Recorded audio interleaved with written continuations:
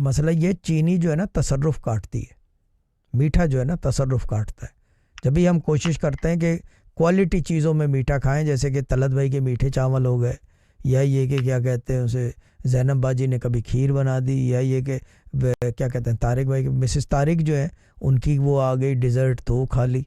चाय में चीनी और ये वो इस तरह की चीज़ें, बिस्किट वगैरह भी अवॉइड करता हूँ मैं, ज़्यादा नहीं खाता अभी आजकल वो कस्टर्ड क्रीम।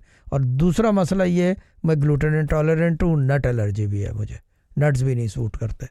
यानी कि मेरी लिस्ट ना खाने की ज़्यादा है बनिस्बत खाने की, जो है वो बहुत ही यानी कि टाइट लिस्ट है, छोटी सी लिस्ट है, ये मसला है। ये इस वजह से वज़न खुद बहुत कम होता है। रोटी मैं खा नहीं सकता क्योंकि ग्लूटेन इंटॉलरेंट हूँ, तो चावल खाता हूँ, तो चावल से वज़न नहीं बढ़ता। आपने बहुत कम बंगाली देखे होंगे जिनके पेट निकले हुए हों और बहुत बड़े बड़े हों, ठीक है ना, उनकी बनावट जो है छोटी होती है।